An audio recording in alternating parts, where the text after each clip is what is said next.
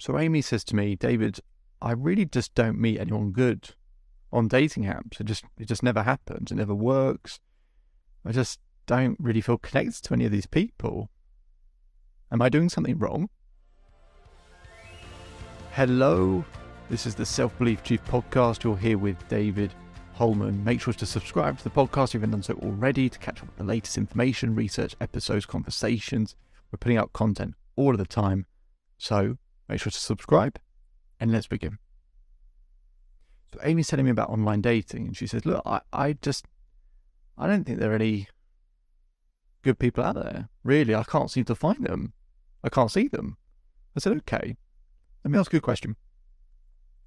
I said to Amy, do you think you're the most attractive person on that dating app? She has a decision to make. She either keeps going with the lie that there's no one good for her, or she shows some humility. She goes, no, I don't think I'm the most attractive. I said, okay, do you think you are the funniest person probably on that dating app? She's got that same dilemma. Most people, again, choose humility. No, probably not the funniest. I said, do you think you're the smartest? She says, no. I said, okay, do you think that you're the most interesting? No. Okay. Do you think you're the most considerate and caring? No. Okay. So do you think, therefore, there are some people on that dating app that might be well suited for you? She goes, yeah, okay, I guess so. She goes, but David, I can't find them. Now, Amy's that example. Other people's example where all the people that they do think are better than them on that dating app, they just can't seem to connect with them, right? So there's people in both categories, right? Depends where you are. In Amy's case, she's sort of making up this thing in her mind that there's no good people on the dating app. It's not that there aren't good people. It's just that the connection, communication isn't being done the right way. And part of the issue, sort of no fault of our own, is in science and research, they find that when you meet someone in real life that you find attractive, you get this kind of oxytocin rush in the body. That sort of butterfly feeling. And that's really important part of attraction. That's a really important part of attraction. And on an online dating app, they find you don't get it in the same way. The reason being is because when you connect, you kind of know you like each other to a certain extent. It feels a little bit artificial. Usually kind of messaging each other back and forth so there isn't that same warmth and feeling. So it makes people a little bit kind of hesitant. So how do we create that oxytocin rush? Because that's ultimately what we're trying to do here. And how do we attract better quality people? Better quality for what we want is a better way of putting it. So I ask Amy, so who's your ideal partner? She goes, someone tall and maybe they're, I don't know, they're caring. I said, stop. I said, if you don't know the answer to that question, how do you know what to write in an online profile? She goes, well, I've written down everything that I like. I said, that's the issue. You want to find the intersection between what you want and what your ideal partner wants to hear. Because people tend to write an online profile based on everything that they want. It's not inherently bad, but bear in mind you're trying to market to someone else. So what you need to do, what we need to do with Amy was work out, and there's about 30 questions I use to help people work this out, to define their ideal partner. Because once you do that, you can then work out how to write a dating profile that ideal partner wants to hear, read, and see. Does that make sense? Because people don't appreciate what we value. They appreciate what they value. They want what they value. So we've got to give them what they value without compromising who we are and what we want.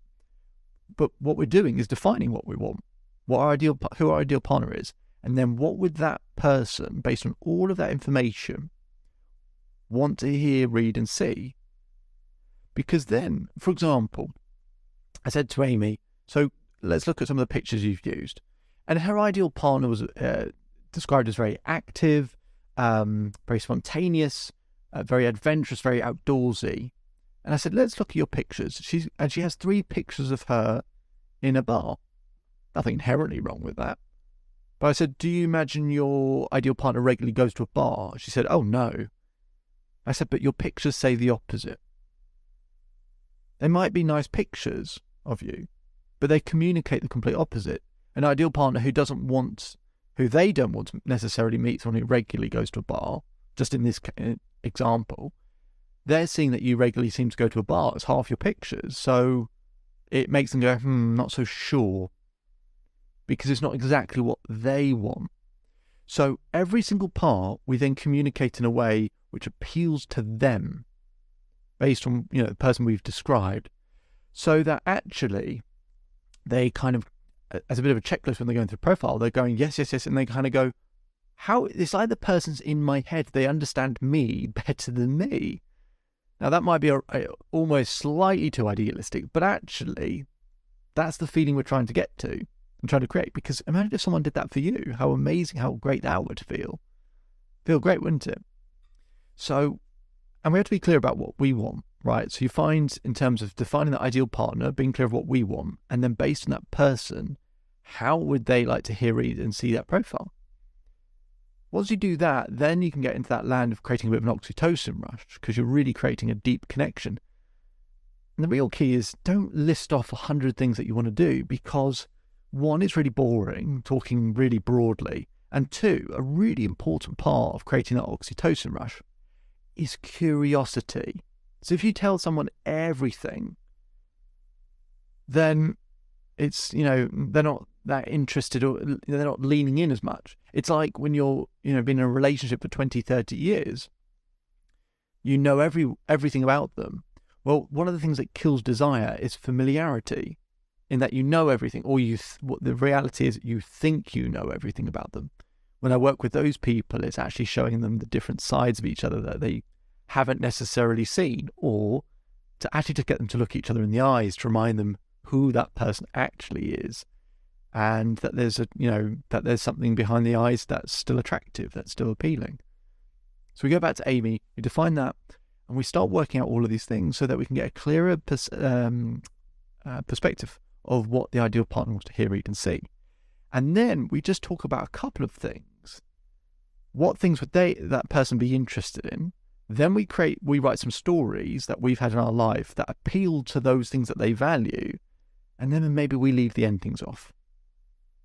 Right? Because if I tell a story but leave it on a bit of a cliffhanger, you lean in slightly, don't you? You're curious, and you have that kind of little bit of feeling, a rush, and you want to know the end of the story, and it just pulls you in, and it gives you a way for the other person to connect with you. But if you go through those steps, you're going to be actively pushing the wrong people away, because they're going to read that profile and say, this isn't really for me. But that's what you want. You want to push the wrong people away. And for the right people who are going through a sea of people online, they finally get to someone that's taken the time to give them what they value. And that means the world to them, as it would mean the world to us. So it's a really subtle shift that makes a big difference. And once Amy did that, she started attracting the better quality individuals that she was looking for. And the better quality man came along. My name is David Holman. If you change today, today will change your life. So enjoy the rest of your day. Enjoy the rest of your life. We'll put a link to the Self-Belief Chief website if you want to learn more in the description for the episode. We'll put some other links in there as well, so check those out. And I'll speak to you again very soon.